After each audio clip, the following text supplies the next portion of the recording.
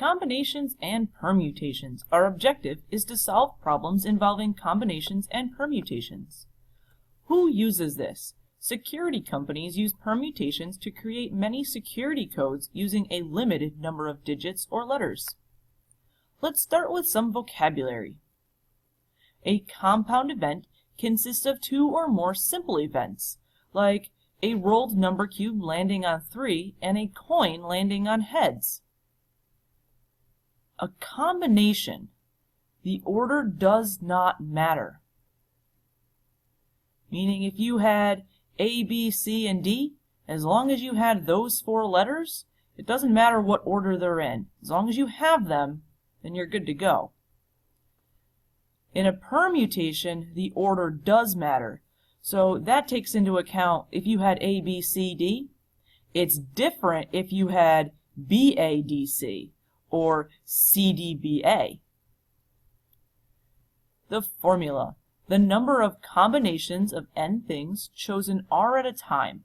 So you have n combination r equals n factorial divided by r factorial times the quantity n minus r factorial.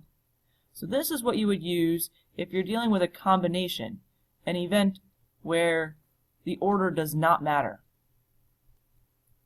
So for a permutation, the number of permutations of n things chosen r at a time would be here. So we have n permutation r equals n factorial over the quantity n minus r factorial. And this is once again the one you would use if the order did matter. However, let's start by looking at the fundamental counting principle. If there are m ways to choose the first item and n ways to choose the second item, after the first item has been chosen, then there are m times n ways to choose both items. That sounds a little wordy and confusing, so let's try looking at an example to clear it up. So, using the fundamental counting principle, a florist is arranging centerpieces that include 1 flower, 1 plant, and 1 vase. The florist has 2 kinds of vases, 2 kinds of plants, and 3 kinds of flowers to choose from. How many different centerpieces are possible? One method you can use is a tree diagram. You can have your 2 vases, and then we have the 2 plants, so this blue vase can have either the green plant or the white plant, and so can this decorative vase. It can either have the green plant or the white plant. But now, if we choose the green plant, there were 3 flowers to choose from, or if we did the blue vase with the white flower or white plant, you have 3 flowers to choose from. And you can do the same thing with the decorative vase. Well, in the end, there ends up being 12 possible centerpieces. However, sometimes this can get rather involved, especially if your numbers or your values that you have are much larger than 2, 2, and 3. So we can use something called the fundamental counting principle. And the way this works is you would take your 2 pots, or your 2 vases, your 2 plants, and your 3 flowers, and multiply them together. And when you do, you get to 12. So there are 12 possible centerpieces.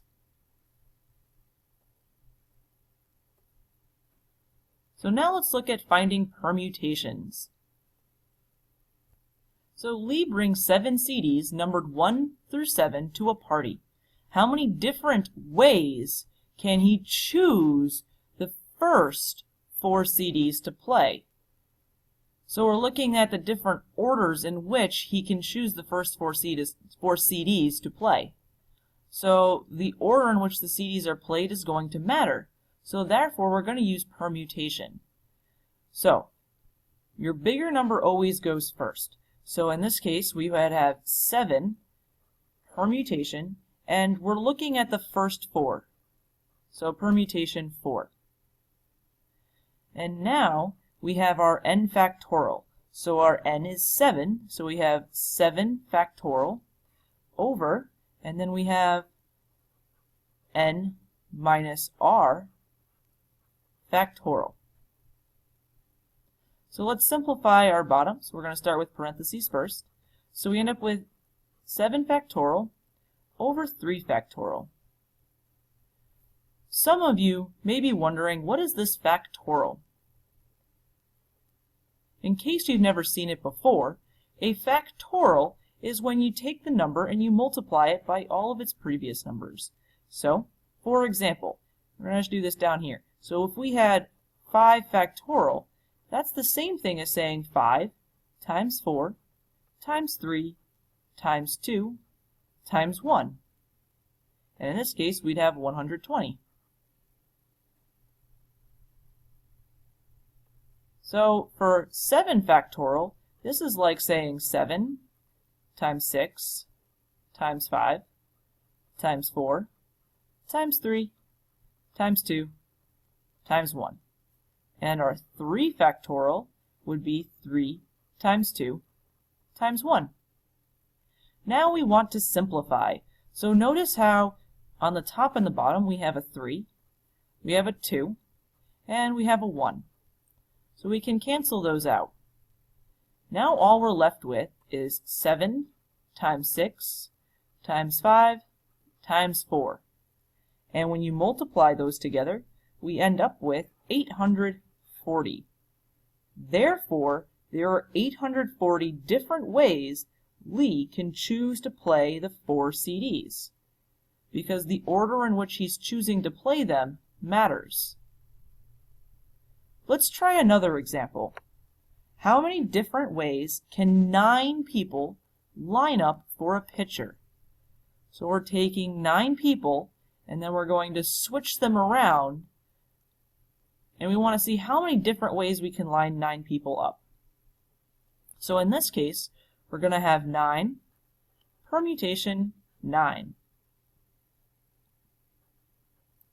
When this happens, we end up with 9 factorial over 9 minus 9 factorial. 0 factorial is simply 1, because you ended up with 9 factorial over 0 factorial. So we end up with 9 factorial over 1. 0 factorial is 1. And now we just equate out what 9 factorial is. What's really cool is on your graphing calculator, you have the ability to do this. So you would first type in the 9. And now, if you go to your Math button, and once you go to your Math button, notice how across the top of the screen you have Math, NUM, CPX, and PRB. Well, you're dealing with probabilities, so you're going to go all the way over to PRB. And then notice how your screen keeps changing. If you go down to where you see an exclamation point, you're going to select that. So you're going to hit enter once you're down there. Now, on your original screen, you're going to see this 9 with an exclamation point next to it. And hit enter.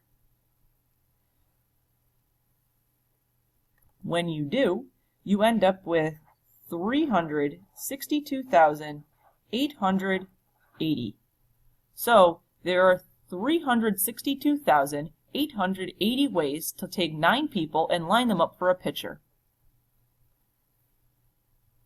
Now let's look at finding combinations. There are 11 different cereals for sale at a grocery store. How many different ways can a shopper select 4 different cereals? So the shopper's going to leave with those 4 cereals. It doesn't matter which order they took them off the shelf. They're still walking out with those 4 same boxes of cereal. So therefore, the order doesn't matter. So we're going to use combination.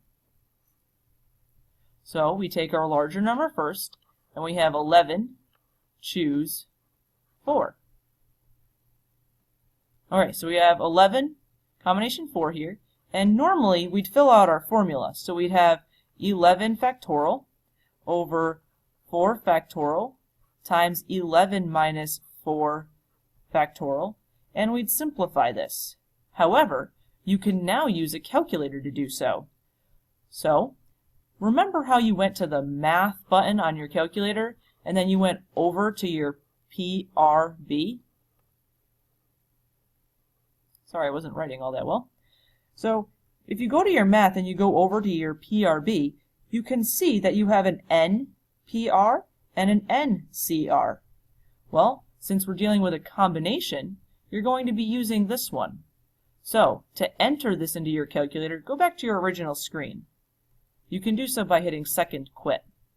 So now you're going to type in 11, and then you're going to go to your math button, go over to PRB, and go down to NCR. Hit enter. So now you're going to see 11, and then you'll see NCR, and now you want to type in your second number. In this case, it's going to be 4. And now you can hit enter. And when you do, it will calculate all of your factorials and simplify it for you. In the end, you end up with 330. So there are 330 different ways she can take out 4 different cereals out of the store. And that also ends our lesson on combinations and permutations.